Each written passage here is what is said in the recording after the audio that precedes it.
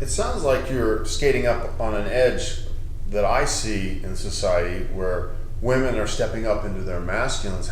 How do you deal with the concept of that you're not putting them back in the box and saying, go back to the kitchen?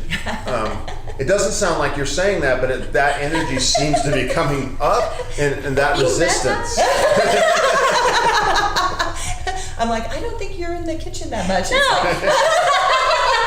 No.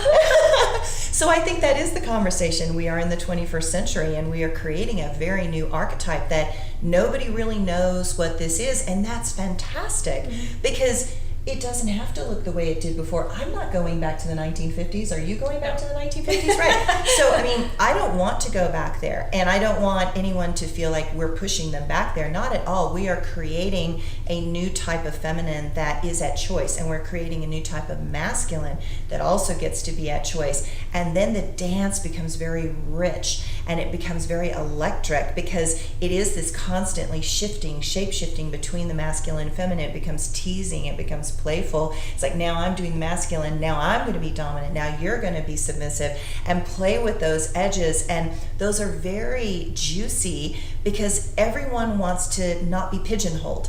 I don't think any of us want to say, oh, I'm just going to be masculine all the time. I mean, that's going to be incredibly boring. I think we want to play with these archetypes. When I first started this work, probably about 9 years ago, I ran up against this exact thing.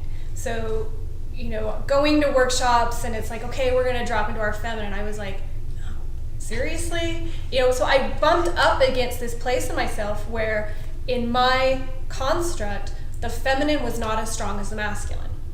And it was really challenging for me. It was challenging for me to push into this place where I had held such a masculine construct over the course of my life, that now being asked to move into this feminine energy, I was absolutely resistant to it. I didn't want to do it. But once I took that leap, I pushed into that edge, what I realized is, again, the feminine has a way of tapping into power and energy that the masculine does not have access to.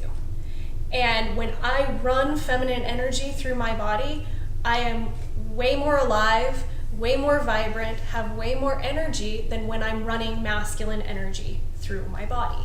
So in no way, shape, or form are we saying, women, you have to go back to doing this, because again, the feminine, in my mind, doesn't look like any specific thing. And what has happened through history is we've taken these feminine aspects and we've really distorted them as a culture. And during different decades and different moments in history, we've collectively somewhat taken advantage of these very beautiful feminine aspects and distorted them to such a degree that whole particular decade looks horrendous. And what's true about the feminine is she is literally a palette. There is nothing really that's not accessible to the feminine.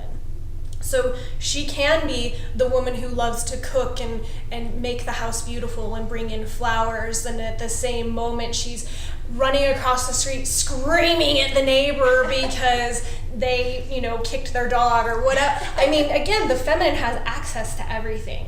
And what I would like to move away from as someone who's a practitioner in feminine energy, and as Suzanne is a practitioner in feminine energy, is this concept of this manipulation of the feminine, this distortion of these very beautiful feminine aspects that we've done throughout history, which then triggers us and makes us think that, oh, we don't want to go back there. Well, we're not going back anywhere.